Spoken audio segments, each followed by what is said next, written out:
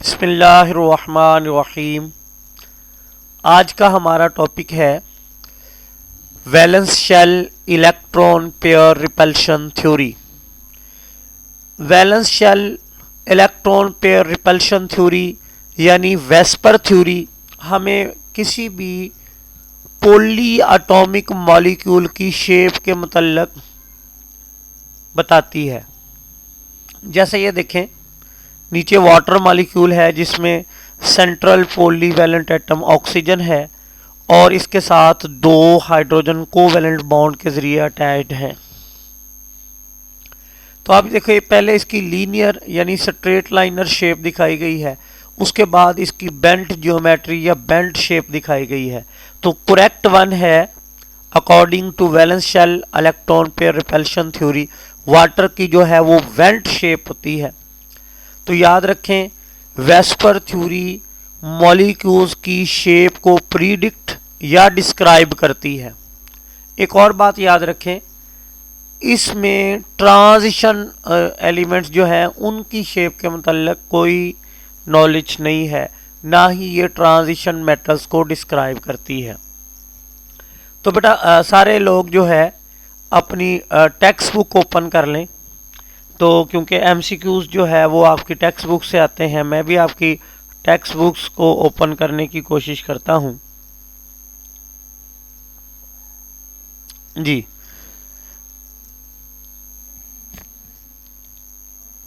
जी बेटा जी, valence shell electron pair repulsion theory, इसमें सबसे पहले एमसीक्यूज के तौर पे साइडविक एंड पावेल ये एमसीक्यूज में आते हैं। इन्होंने पॉइंट आउट की मॉलिक्यूल्स की शेप। सबसे पहले valence electron pair repulsion theory का यूज जो है इन दो साइंटिस्ट ने किया, ये एमसीक्यूज में भी आते हैं। तो ये एमसीक्यूज के तौर पे, और बाद में नाइलॉम एंड गिल्स्पी, इन दो साइंटिस्ट ने, बल्कि आजकल जो वेस्पर थ्योरी का मॉडर्न नेम है वो नाइलम एंड गिल्स्पी थ्योरी भी कहा जाता है इसे। तो सबसे पहले जो है हम एमसीक्यूज तैयार करेंगे। तो इस पैराग्राफ में भी मैंने, अगर आप देखना चाहें, ज़रा बड़ा करके लिखा हुआ इन दोनों के नेम। अच्छा, सबसे पहले हम इसकी बेसिक अजम्पशन पढ़ेंगे। इसकी हिस्ट्री पढ़ने के बाद सबसे पहले हम क्या करेंगे, इसकी बेसिक अजम्पशन पढ़ेंगे। बेसिक अजम्पशन क्या है? Molecule will take shape such that electronic repulsion in the valence shell of that atom is minimized. एक तो ये मैंने एक लाइन में इसकी बेसिक अजम्पशन लिखी है, लेकिन आपकी हम टेक्स्ट बुक को फॉलो करेंगे। टेक्स्ट बुक में जो बेसिक अजम्पशन लिखी हुई है, तो the valence electron pair, lone pair और bond pair are arranged around the central atom to remain at maximum distance apart to keep repulsion at minimum। अब ये डायग्राम देखें वाटर मॉलिक्यूल की, इसमें ये सेंट्रल पॉलीवैलेंट एटम जो है वो ऑक्सीजन है। अगर हम ऑक्सीजन एटम की इलेक्ट्रॉनिक कॉन्फ़िगरेशन को देखें तो ऑक्सीजन के आउटर मोस्ट शेल में 6 इलेक्ट्रॉन्स होते हैं। 6 इलेक्ट्रॉन्स में 2 लोन पेयर होते हैं और 2 अनपेयर्ड इलेक्ट्रॉन होते हैं। जो अनपेयर्ड इलेक्ट्रॉन होते हैं वो देखें वाटर में हाइड्रोजन एटम के साथ 2 बॉन्ड बना लेते हैं। अब अगर हम वाटर मॉलिक्यूल कंसीडर करें तो ये जो लाइंस हैं ऑक्सीजन के दोनों तरफ, ये कोवैलेंट बॉन्ड को शो करती हैं, और कोवैलेंट बॉन्ड में एक इलेक्ट्रॉन पेयर होता है। यानी इस वाले कोवैलेंट बॉन्ड में भी एक इलेक्ट्रॉन पेयर है, इस वाले इलेक्ट्रॉन पेयर में भी, इस वाले बॉन्ड में भी एक इलेक्ट्रॉन पेयर है। अब अगर हम सेंट्रल पॉलीवैलेंट एटम ऑक्सीजन देखें तो टोटल इसमें 3 इलेक्ट्रॉन पेयर्स हैं। 2 वो पेयर हैं जो नॉन बॉन्डिंग है, यानी ये देखें ऑक्सीजन के ऊपर एक लोन पेयर दिखाया गया है, एक नीचे। ये वो इलेक्ट्रॉन पेयर हैं जो बॉन्ड फॉर्मेशन में हिस्सा नहीं लेते। ऑक्सीजन के आउटर मोस्ट शेल में टोटल 6 इलेक्ट्रॉन होते हैं। 6 में से 2 ने बॉन्ड बना लिया है जो अनपेयर्ड थे। जो पेयर्ड थे जो 2s के अंदर और 2px के अंदर थे वो बॉन्ड फॉर्मेशन में हिस्सा नहीं लेते। ऐसे किसी भी एटम के आउटर मोस्ट शेल में ऐसे इलेक्ट्रॉन पेयर्स जो बॉन्ड फॉर्मेशन में हिस्सा नहीं लेते, जो बॉन्ड नहीं बनाते, उनको लॉन पेयर्स ऑफ इलेक्ट्रॉन्स का नाम दिया जाता है। तो ऑक्सीजन के आउटर मोस्ट शेल में 2 लॉन पेयर हैं और 2 बॉन्ड पेयर हैं। अब वेस्पर थ्योरी क्या कहती है, valence shell electron pair repulsion theory क्या कहती है कि ये सेंट्रल पॉलीवैलेंट एटम जो होता है इसके वैलेंस शेल के अंदर जो इलेक्ट्रॉन्स होते हैं वो मॉलिक्यूल की ज्योमेट्री बनाते हैं।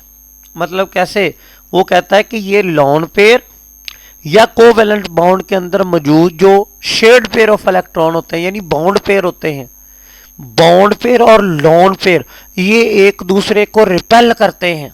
बॉन्ड पेयर और लॉन पेयर ये एक दूसरे को रिपेल करते हैं और इस रिपेल्शन की फोर्स की वजह से ये एक दूसरे की से फार चले जाते हैं, फार अपार्ट चले जाते हैं, इतना दूर जाते हैं कि रिपेल्शन मिनिमम हो जाए।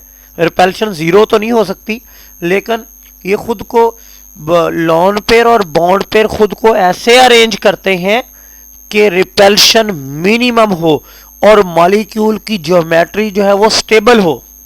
एक बात याद रखिए, अगर लॉन पेयर और बॉन्ड पेयर के अंदर रिपेल्शन होगी तो सिस्टम की या मॉलिक्यूल की एनर्जी कॉन्टेंट्स बहुत हाई होंगे। अगर एनर्जी कॉन्टेंट्स हाई होंगे तो मॉलिक्यूल अनस्टेबल होगा। तो एनर्जी कॉन्टेंट्स को लो करने के लिए, एनर्जी को लो करने के लिए और मॉलिक्यूल को स्टेबल बनाने के लिए ये बॉन्ड पेयर और लॉन पेयर जो कि सेंट्रल पॉलीवैलेंट एटम के वैलेंस शेल में होते हैं ये मैक्सिमम फार अपार्ट चले जाते हैं यानी दूर चले जाते हैं। ये देखें, वाटर में सेंट्रल एटम के अराउंड यानी ऑक्सीजन के अराउंड 2 हाइड्रोजन एटम है। वैसे जो पुरानी वाटर की शेप है ये देखें वो अनकरेक्ट है। ये जो 19वीं सदी में वाटर की शेप कंसीडर की जाती थी वो ये वाली की जाती थी, लीनियर शेप। लेकिन वेस्पर थ्योरी के बाद इस शेप को इनकरेक्ट कह दिया गया क्योंकि इसमें 2 लॉन पेयर हैं और 2 बॉन्ड पेयर हैं जो कि एक दूसरे को रिपेल करते हैं, जिसकी वजह से लॉन पेयर और बॉन्ड पेयर एक दूसरे से फार अपार्ट चले जाते हैं और वाटर मॉलिक्यूल की शेप जो है वो बेल्ट शेप बन जाती है, वी शेप बन जाती है। तो ये है जी basic assumptions of the VSEPR theory के लॉन पेयर और बॉन्ड पेयर जो कि सेंट्रल पॉलीवैलेंट एटम के होते हैं ये दोनों ही मॉलिक्यूल की ज्योमेट्री या शेप में पार्टिसिपेट करते हैं और मॉलिक्यूल की शेप बनाते हैं। जी गाइस, आपको समझ आई होगी valence shell electron repulsion theory. इसकी बेसिक अजम्पशंस आपने 2 मार्क्स में करनी है जी। उसके बाद हम इसके बेसिक पोस्टुलेट्स पढ़ेंगे, पोस्टुलेट्स ऑफ वेस्पर थ्योरी। आपकी टेक्स्ट बुक में देखें, both lone pair as well as the bound pair participate in determining the geometry of the molecule. कह रहा लॉन पेयर वो पेयर होते हैं जो नॉन बॉन्डिंग इलेक्ट्रॉन पेयर होते हैं, जो बॉन्ड नहीं बनाते, और बॉन्ड पेयर ऑफ इलेक्ट्रॉन वो होते हैं जो वैलेंस शेल में होते हैं। अब यहां पे ये कह रहा है कि दोनों बॉन्ड पेयर और लॉन पेयर मॉलिक्यूल की शेप या जियोमेट्री में हिस्सा लेते हैं। तो ये देखिए जरा, इसको जरा हम एलेबोरेट कर लेते हैं। इन पॉली एटॉमिक मॉलिक्यूल, याद रखें बात कि वेस्पर थ्योरी उस मॉलिक्यूल्स पे लगती है जो पॉली एटॉमिक हो। पॉली एटॉमिक मीन कम से कम 3 एटम्स हो। अगर डाई एटॉमिक मॉलिक्यूल है तो उस पर भी वेस्पर थ्योरी नहीं लगती। डाई एटॉमिक मॉलिक्यूल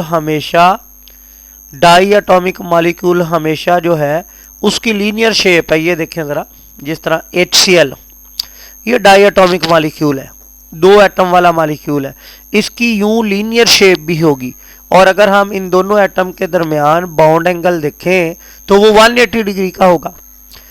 ये देखें HCl ये डाइएटॉमिक मॉलिक्यूल है, इसकी ज्योमेट्री पे वेस्पर थ्योरी नहीं लगती है। कोई भी डाइएटॉमिक मॉलिक्यूल होगा, चाहे वो होमोएटॉमिक हो चाहे वो हेटेरोएटॉमिक हो, कोई भी डाइएटॉमिक मॉलिक्यूल होगा तो उसकी शेप लीनियर होगी। उसकी शेप क्या होगी? लीनियर होगी। ये बात याद रखिएगा।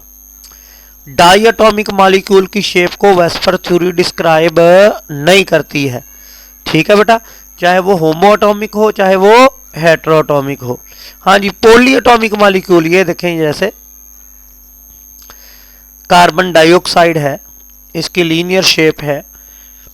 बोरोन ट्राईहाइड्राइड है, इसकी ट्राइगोनल शेप है।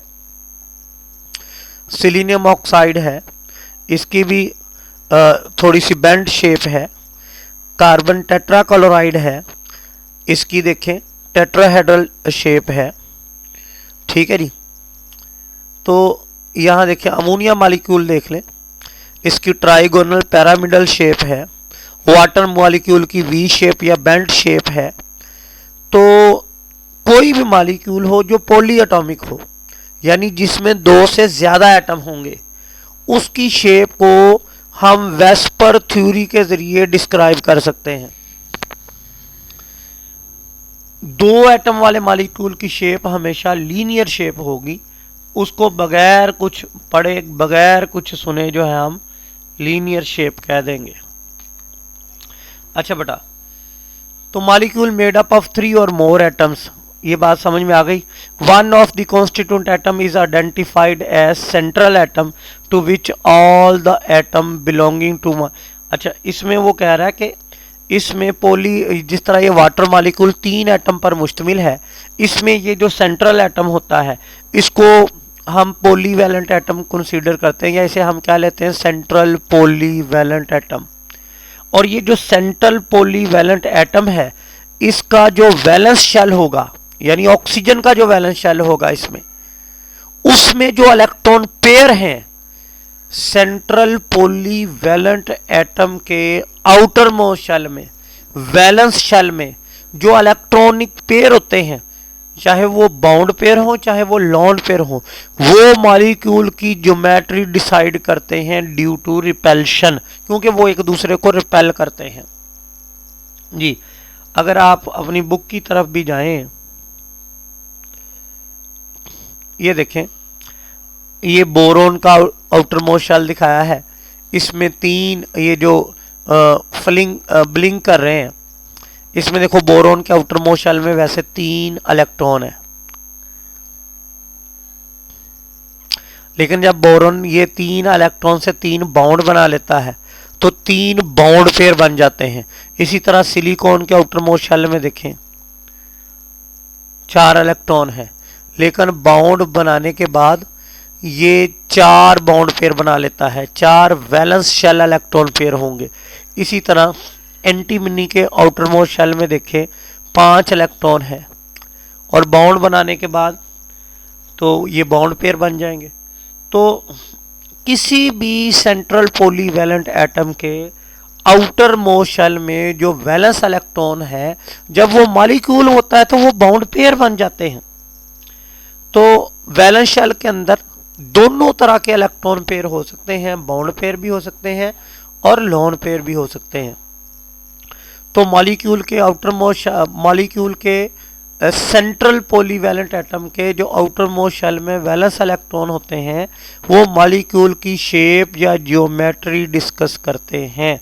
जैसे देखें ऑक्सीजन के आउटर मोस्ट शेल में 2 लोन पेयर हैं और 2 बॉन्ड पेयर हैं, जिसकी वजह से वाटर की ज्योमेट्री डिस्कस हुई, जो कि बेंड शेप है, correct geometry.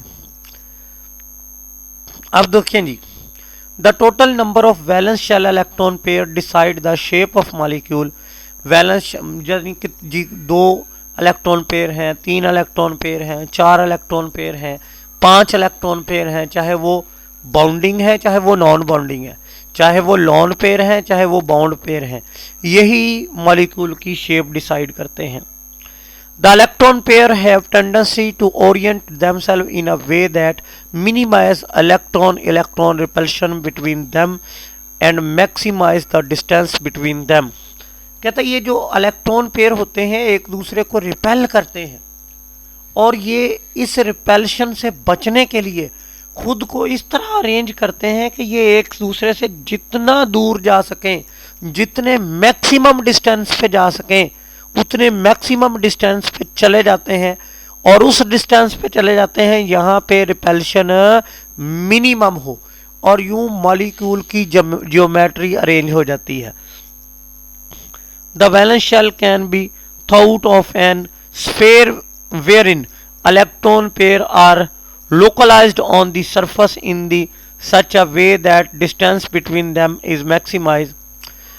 Should the central atom of the molecule be surrounded by bound pair of electrons, then the asymmetrical shape molecule can be expected।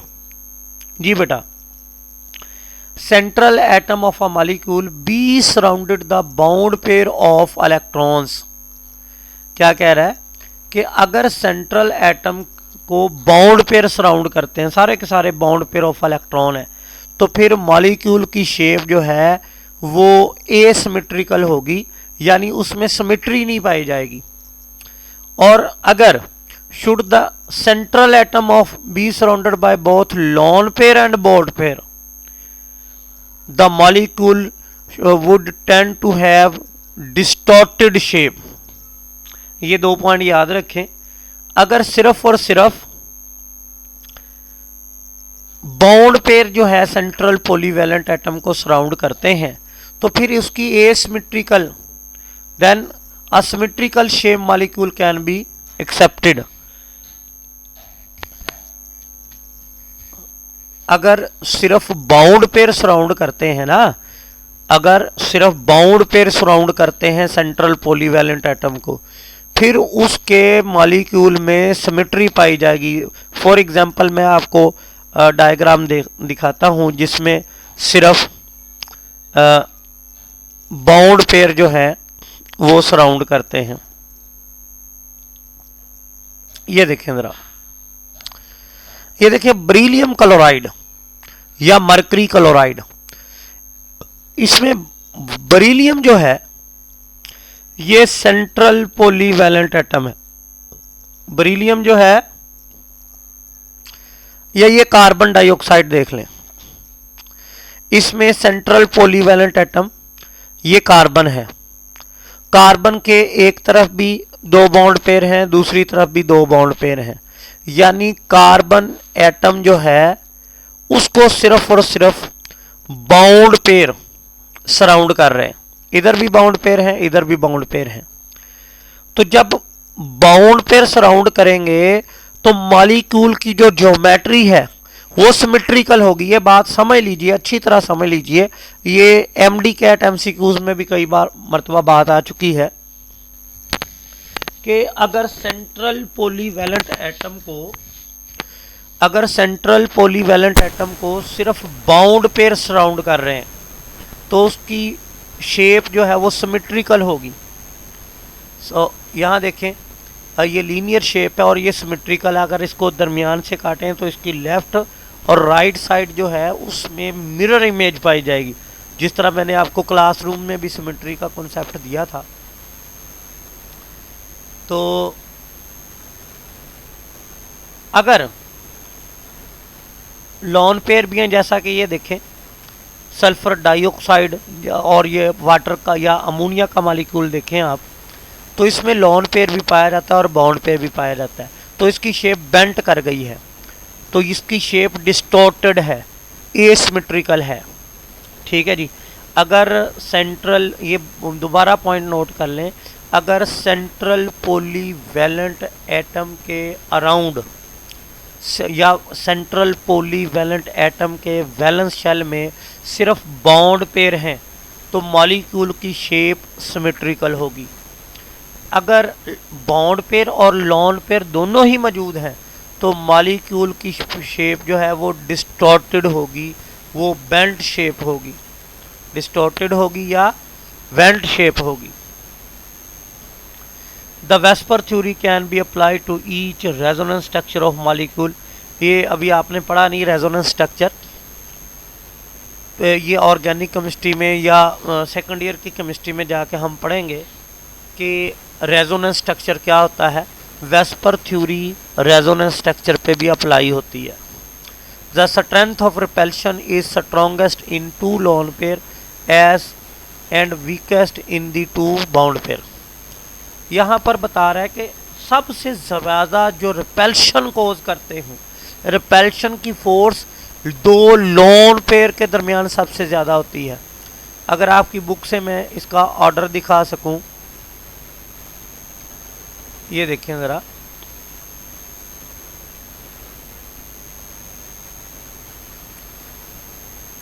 ये वाला पोस्टुलेट मैंने पॉइंटर, लोन पेयर रिपल्शन सबसे ज़्यादा होती है, उससे कम repulsion होती है लोन पेयर और बाउंड पेयर में, सबसे कम रिपल्शन होती है बाउंड पेयर और बाउंड पेयर में।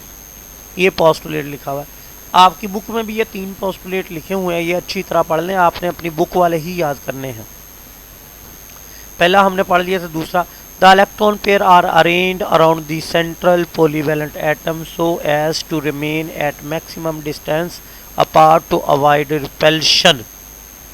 तो कहता इलेक्ट्रॉन पेयर जो है एक दूसरे से को इस तरह अरेंज करते हैं, यानी खुद इस तरह अरेंज हो पाते हैं कि उनमें रिपल्शन मिनिमम हो और मॉलिक्यूल की ज्योमेट्री। तीसरा पोस्टुलेट है the electron pair of the lone pair occupy more space than the bound pair. अच्छा, ये इस पॉइंट को अब आपने समझना है, इसको हम डायग्राम से समझेंगे ज़रा।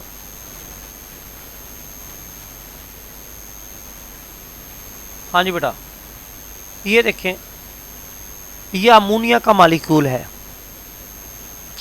अगर हम अमोनिया का ये मॉलिक्यूल देखें तो इसमें 3 नाइट्रोजन हाइड्रोजन बाउंड हैं, जिसमें 3 बाउंड पेयर हैं।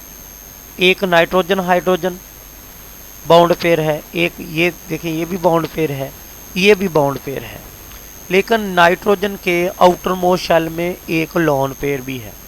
यहाँ एक बात अच्छी तरह समझें कि जो लोन पेयर होता है वो मोर स्पेस ऑक्यूपाई करता है, क्योंकि ये देखें लोन पेयर सिर्फ नाइट्रोजन का लोन पेयर है, ये हाइड्रोजन का लोन पेयर नहीं है, और ये सिर्फ नाइट्रोजन के न्यूक्लियस की अट्रैक्शन में है, हाइड्रोजन के न्यूक्लियस की अट्रैक्शन में नहीं है।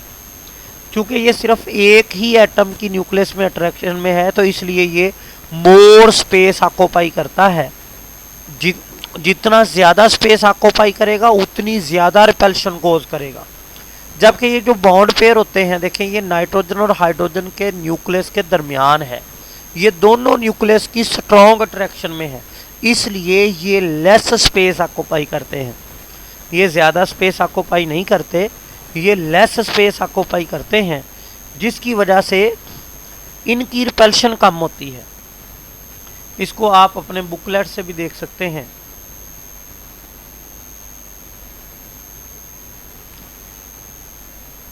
ये देखें ज़रा, अमोनिया का मॉलिक्यूल देख लें या सल्फर डाइऑक्साइड का मॉलिक्यूल देख लें, इसमें ऊपर लोन पेयर है और लोन पेयर की वजह से ये 2 बाउंड पेयर हैं, ये ज़्यादा दूर चले जाते हैं, ज़्यादा रिपेल करते हैं। इसको प्रैक्टिकली हम पढ़ेंगे जी। तो चूंकि लोन पेयर जो है वो मोर स्पेस ऑक्यूपाई करता है, इसलिए लोन पेयर रिपल्शन सबसे ज़्यादा होती है, और सेकंड नंबर पे होती है lone pair bound pair repulsion, और थर्ड नंबर पे होती है सबसे कम रिपल्शन होती है 2 बाउंड पेयर के दरमियान, क्योंकि वो 2 एटम्स के न्यूक्लियस के दरमियान जकड़े हुए होते हैं। उसके बाद हम आगे चलेंगे शेप्स ऑफ मॉलिक्यूल की तरफ। ये हमारे पास टेबल है जिसमें हमारे पास डिफरेंट मॉलिक्यूल, उनकी शेप और जियोमेट्री हम डिस्कस करेंगे, टेबल भी डिस्कस करेंगे और उनकी शेप और जियोमेट्री भी डिस्कस करेंगे। तवज्जो कीजिए बेटा, सबसे पहले हम AB2 type of molecules discuss करेंगे। कौन से मॉलिक्यूल डिस्कस करेंगे? AB2 type of molecule discuss करेंगे। तवज्जो कीजिए, ऐसे मॉलिक्यूल, अच्छा इसकी पहले मैं आपको दिखा देता हूँ ये कौन से मॉलिक्यूल हैं AB2 टाइप ऑफ मॉलिक्यूल।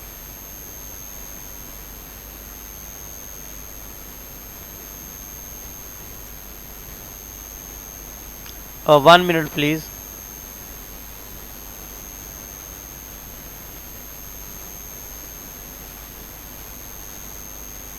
यहाँ देखें, इसको AX2 टाइप ऑफ मॉलिक्यूल बताया गया है। इसमें कार्बन सेंट्रल पॉलीवैलेंट एटम है और साइडों पे 2 ऑक्सीजन एटम है। तो ये इसको यहाँ पर AX2 मॉलिक्यूल कहा गया है। इनकी शेप लीनियर होती है, स्ट्रेट लाइनर होती है और इनमें 180 डिग्री का एंगल होता है। क्या एंगल होता है जी? 180 डिग्री का एंगल होता है। यहां देखें, यहां भी दिखाया गया है। इसमें टोटल इलेक्ट्रॉन पेयर 2 होते हैं, लॉन पेयर कोई भी नहीं होता, बॉन्ड पेयर 2 होते हैं। तो इसकी ज्योमेट्री क्या है? लीनियर है। और ये इसका 3D मॉडल, और इसमें एंगल 180 डिग्री का होता है। फिर देख लीजिए ज़रा, आपकी बुक में भी देखें, इसको AB2 टाइप ऑफ मॉलिक्यूल कहा जाता है। इसमें अगर इलेक्ट्रॉन पेयर की बात करें तो इसमें टोटल 2 इलेक्ट्रॉन पेयर होते हैं, बाउंडिंग इलेक्ट्रॉन पेयर 2 होते हैं, लॉन पेयर इसमें कोई नहीं होता।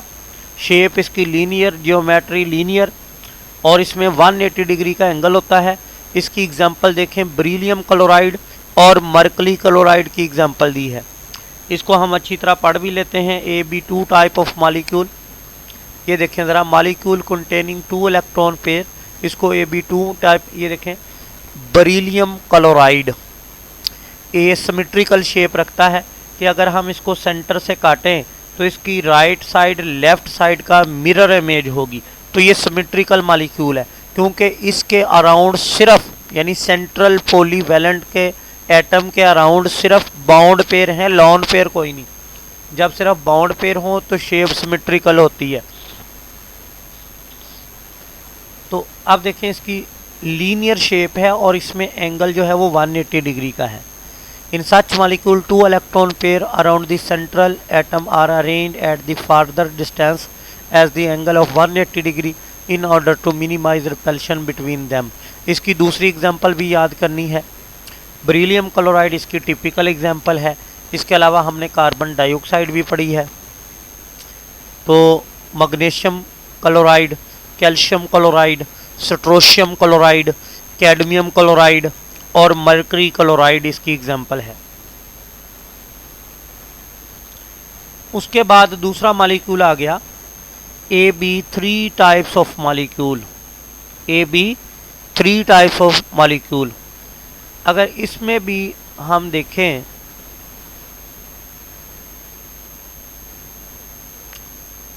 ये देखिएगा ज़रा, इसमें टोटल 3 इलेक्ट्रॉन पेयर होते हैं जो कि तीनों बाउंडिंग पेयर ऑफ इलेक्ट्रॉन्स है और 0 लॉन पेयर होता है इसमें। इसकी शेप या ज्योमेट्री जो है वो ट्राइगोनल प्लेनर होती है। और ये देखें, अगर हम यहां से इसकी ज्योमेट्री देखें,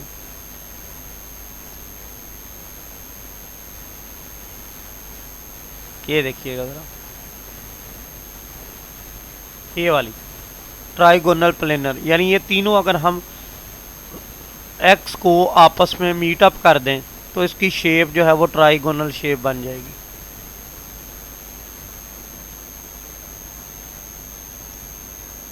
एक मिनट, मैं ये वाली, ये देखिए ज़रा, ये लीनियर शेप है, ये ट्राइगोनल प्लेनर शेप है। इसमें देखें, ये सेंट्रल पॉलीवैलेंट एटम है और ये 3 बॉन्ड पेयर शो दिखाए गए हैं इसमें, 1 2 3। तो ये इसमें एंगल देखें 120 डिग्री का होता है, तीनों एंगल, ये वाला एंगल भी, ये वाला एंगल भी और ये वाला एंगल भी।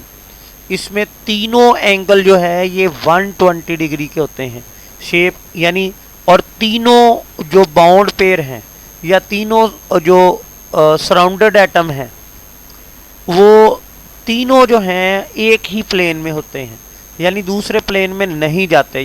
ये प्लेनर शेप है, ट्राइगोनल प्लेनर शेप। इसका 3D मॉडल ये वाला है, देखें ये बोरोन ट्राइक्लोराइड का दिखाया गया है, सेंटर में बोरोन का है। और ये देखें ज़रा, हाँ जी बेटा, इसमें 3 बाउंड पेयर हैं, लॉन पेयर कोई नहीं है। इनमें बाउंड एंगल जो है वो 120 डिग्री का होता है। इसकी ज्योमेट्री या शेप ट्राइगोनल प्लेनर होती है। Is that clear? तो इसकी एग्जांपल्स की तरफ चलते हैं हम, जो आपकी बुक में है। AB3 type with no lone pair, यानी इसमें तीनों ही बाउंड पेयर होंगे, लॉन पेयर कोई नहीं होगा। In such molecules central atom contain 3 bonding electron pairs which are arranged at maximum distance apart at the mutual angle of 120 degree, giving a triangular planar geometry. The boron trihydride is surrounded by 3 charge cloud, यानी 3 bound pair of electron. ठीक है बेटा, इसमें aluminium chloride भी है।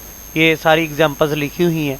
Group 3A के जो elements होते हैं वो क्लोराइड बनाए, ब्रोमाइड बनाए या हाइड्राइड बनाए, उनकी ज्योमेट्री जो है वो ट्राइगोनल प्लेनर होती है।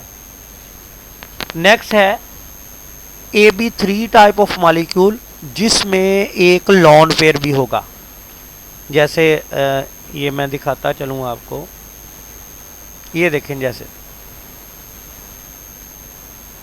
इसमें total bound pair, total electron pair 3 है और 3 में से एक लॉन पेयर है। ये देखें, सिलीनियम के ऊपर एक लॉन पेयर है। या अगर हम आपकी बुक को देखें, ये देखें ज़रा, ये टिन क्लोराइड का स्ट्रक्चर है, ये वाला। इसमें देखें एक लॉन पेयर है और 2 बॉन्ड पेयर हैं। हमने अभी अभी पढ़ा था कि लॉन पेयर की रिपल्शन ज़्यादा होती है, लॉन पेयर की रिपल्शन ज़्यादा होती है, तो जिसकी वजह से ये लॉन पेयर ऑफ इलेक्ट्रॉन दोनों बॉन्ड पेयर को ज़्यादा रिपेल करता है, जिसकी वजह से दोनों बॉन्ड्स के दरमियान जो एंगल है वो 120 डिग्री से कम हो जाता है, लेस देन 120 डिग्री हो जाता है। ऊपर चूँकि लॉन पेयर की रिपल्शन यहाँ पे ज़्यादा है और लॉन पेयर दोनों बॉन्ड पेयर को ज़्यादा रिपेल करता है, जिसकी वजह से ये नीचे की तरफ बेंड कर जाते हैं और इसकी बेंट शेप डिस्टॉर्टेड शेप बन जाती है। इसकी शेप सिमेट्रिकल नहीं रहती। हमने पढ़ा था कि अगर सेंट्रल पॉलीवैलेंट एटम के अराउंड सारे ही बाउंड पेयर हों तो देन शेप सिमेट्रिकल होती है, लेकिन अगर बाउंड पेयर और लॉन पेयर दोनों ही आ जाए फिर बेंट शेप हो जाती है, यानी उसकी सिमेट्री बरकरार नहीं रहती।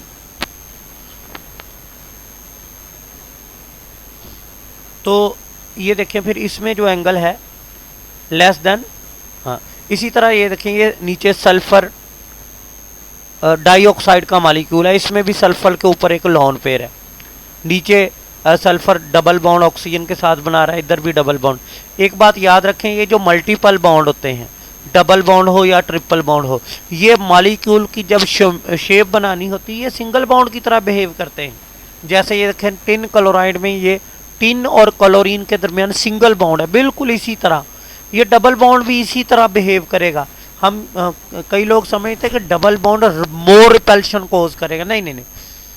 तो डबल बॉन्ड हो या ट्रिपल बॉन्ड हो, जब ये मॉलिक्यूल की ज्योमेट्री डिसाइड करनी हो तो ये सिंगल बॉन्ड की तरह एज अ यूनिट बिहेव करते हैं, यानी डबल बॉन्ड एक सिंगल यूनिट की तरह बिहेव करता है, यानी डबल बॉन्ड की वजह से मॉलिक्यूल की ज्योमेट्री डिस्टर्ब नहीं होती। हाँ, लॉन पेयर की वजह से हो जाती है।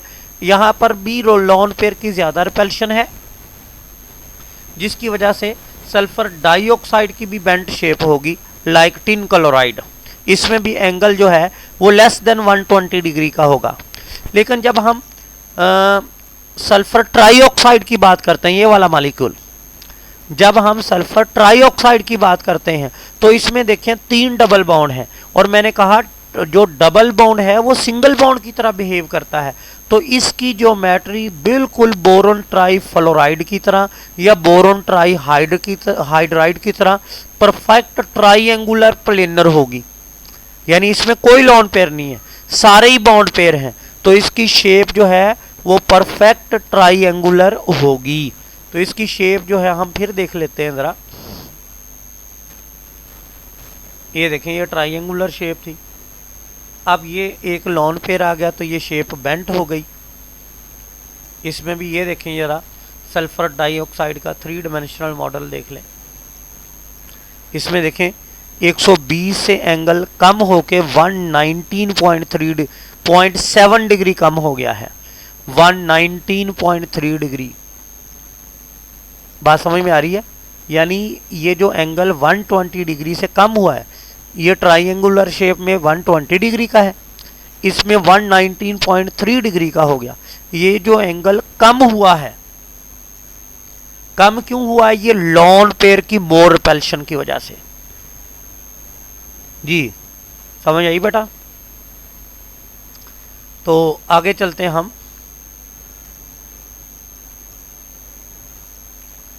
AB4 types of molecule, AB4 type of molecule, इसमें भी हम देखेंगे। ये देखें ज़रा, ये सेंट्रल पॉलीवैलेंट एटम कार्बन है, इसके अराउंड 4 बॉन्ड पेयर हैं, 1 2 3 4। अच्छा, ये जो क्लोरीन के 3 लॉन पेयर है ना, ये तो क्लोरीन सेंट्रल पॉलीवैलेंट एटम नहीं है। एक बात याद रखिए, हमेशा जो मॉलिक्यूल की शेप या ज्योमेट्री होती है वो जो सेंट्रल पॉलीवैलेंट एटम के आउटर मोस्ट शेल में, वैलेंस शेल में इलेक्ट्रॉन पेयर होते हैं, वही डिसाइड करते हैं उसकी शेप या ज्योमेट्री। तो तवज्जो कीजिए बेटा, ये जो सेंट्रल पॉलीवैलेंट एटम कार्बन है, कार्बन के आउटर मोस्ट शेल में 4 बॉन्ड पेयर हैं। ये देखो, ये CCl4 कार्बन टेट्राक्लोराइड की ज्योमेट्री है। कहता है जब इसमें 4 बॉन्ड पेयर होंगे तो इसकी ज्योमेट्री जो है वो टेट्राहेड्रल बनेगी, और इसमें एंगल 109.5 डिग्री का बनेगा। ये भी हम शेप देख लेते हैं। ये वाली शेप है, ये देखें, टेट्राहेड्रल। ये सेंट्रल कार्बन एटम है, इसमें देखो ये भी बॉन्ड पेयर, ये भी बॉन्ड पेयर, ये भी बॉन्ड पेयर, ये भी बॉन्ड पेयर। ये 3 डायमेंशनल शेप दिखाई है। तो इसमें एंगल जो है 109.5 डिग्री का होता है। अगर ये देखें ज़रा, ये इसका 3 डायमेंशनल मॉडल है। ये ए से सेंट्रल पॉलीवैलेंट एटम को शो किया गया है, और ये जो एक्स है ये सराउंडेड एटम है, इसमें 4 बॉन्ड पेयर हैं। इसमें देखें कि हर एटम जो है उनके दरमियान बॉन्ड पेयर जो है वो 109.5 डिग्री का ही होना है।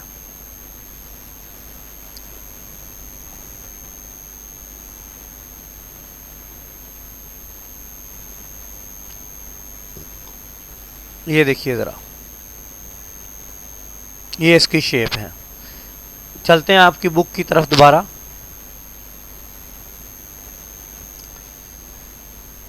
The charge cloud due to 4 electron pair avoid their electrostatic repulsion by drifting apart।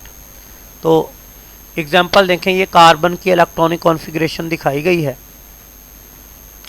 इसके मुताबिक देखिए, तवज्जो कीजिए।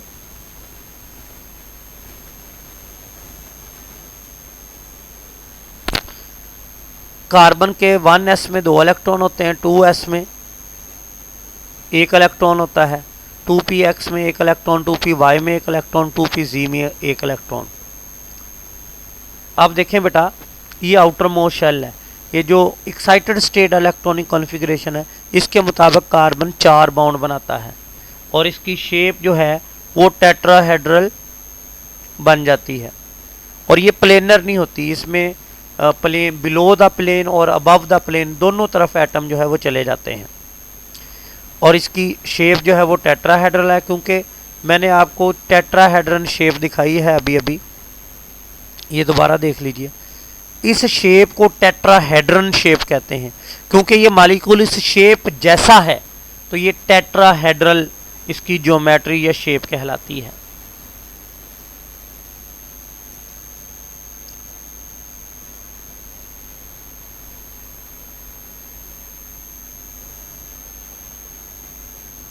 तो इसमें और भी एग्जांपल्स हैं, सिलिकॉन टेट्राहाइड्राइड, जर्मेनियम टेट्राहाइड्राइड, CCl4, ये सारी एग्जांपल्स आपने तैयार करनी है।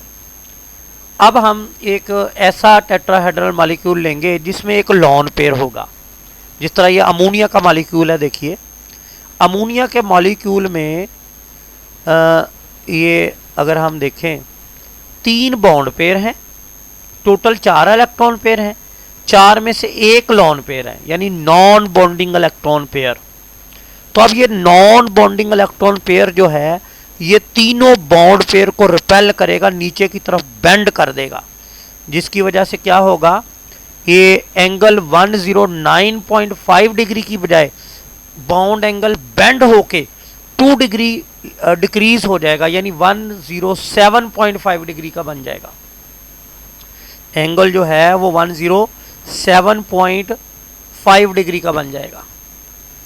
इस तरह इसके मॉलिक्यूल बेंट हो जाएगा, उसकी सिमेट्री बिल्कुल ख़राब हो जाएगी क्योंकि इसमें भी नॉन बॉन्डिंग इलेक्ट्रॉन पेयर आ गया। इसकी शेप ज़रा दोबारा दिखा देते हैं आपको, ये देखिए ज़रा,